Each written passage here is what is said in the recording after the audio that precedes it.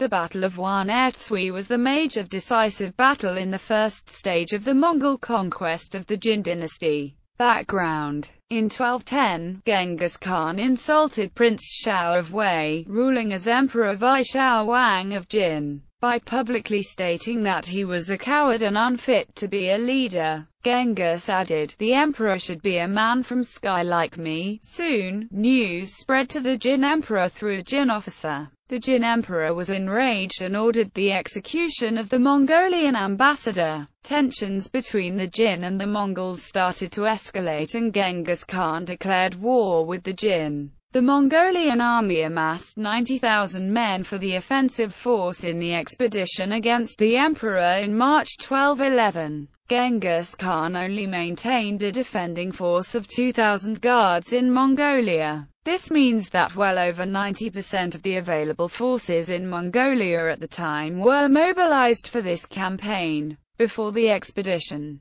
Genghis Khan conducted a religious ritual with his troops by praying to Tengri along the Kurline River for victory and made a vow to avenge his ancestor, Ambahai Khan, who was betrayed by the Tatar and executed by the Jin court. Jin army. The Jin army included 1. Border troops. Recently defeated by Mongolia at the Battle of Huan'erzui several months before the campaign, the border troops had withdrawn to Badger Mouth. Their total strength amounted to 100,000 and were led by First Prime Minister Du Qianu. 2. Main troops. Their strength amounted to 250,000 and chief commander of the army was Field Marshal Wanyan Chenyu, second Prime Minister and General Ming'an. Most of the troops hailed from the capital. 3. Reinforcement troops. Emergency troops from all corners of Jin country. Their strength amounted to 150,000 and the commander was Vice Field Marshal Herzler Husaho, an ambitious man. He was to defend Datong with his reinforcements.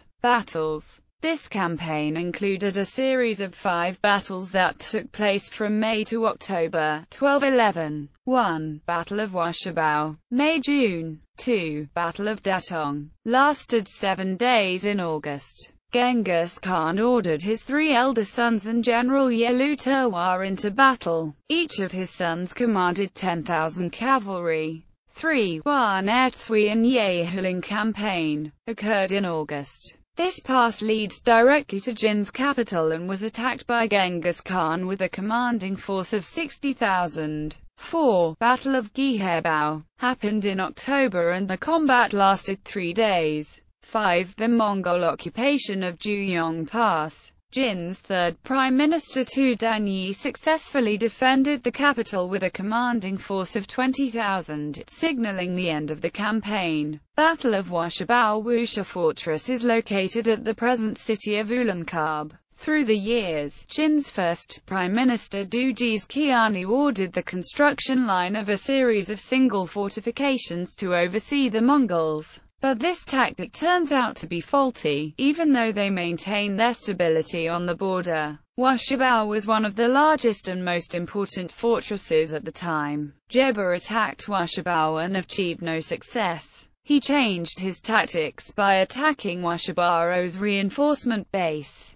With the fall of the base, Jeba managed to capture Huan'erzui. Hearing the news, a senior official of Jin led the troops into retreat from the neighboring 3 counties to Badger Mouth. The retreat provided a golden opportunity for Jeba and soon the 3 counties were captured with ease. Battle of the Huan'erzui. To combat the Mongol advance, the Jin withdrew soldiers from cities for hundreds of miles, resulting in a combined force of approximately 400,000 to 500,000 soldiers being stationed at Huan'erzui. However, the Jin were overly confident in the defensive position of the pass. Genghis eventually circumvented Jin defenses by sending his men over the peaks surrounding the pass, allowing him to encircle the much larger Jin army. As Genghis attacked the front of the Jin army at the entrance to the pass, his forces simultaneously routed the Jin cavalry from behind. The encircling force then proceeded to attack the supply camps in the rear of the Jin army, resulting in the slaughter of many resting Jin soldiers. when Jin forces in the front lines of the battle were eventually pushed into retreat by the bulk of the Mongol army.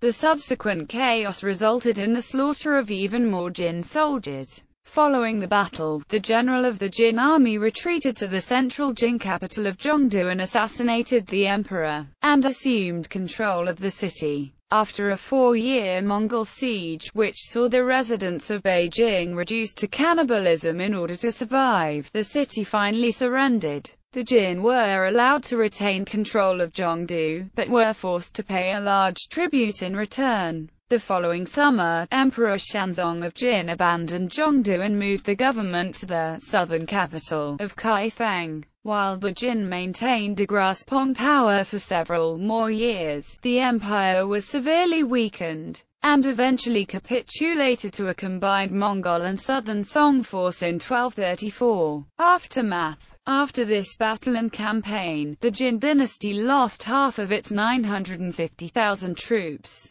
Roughly 10 Jin cities were plundered by the Mongols, and Genghis Khan ordered a tribute of 500 males, 500 virgins and 3,000 horses to be taken back to the Mongolian plains. In spite of the defeat, Jin prioritized conquering the Song dynasty over defending its borders against future Mongol incursions and invasions.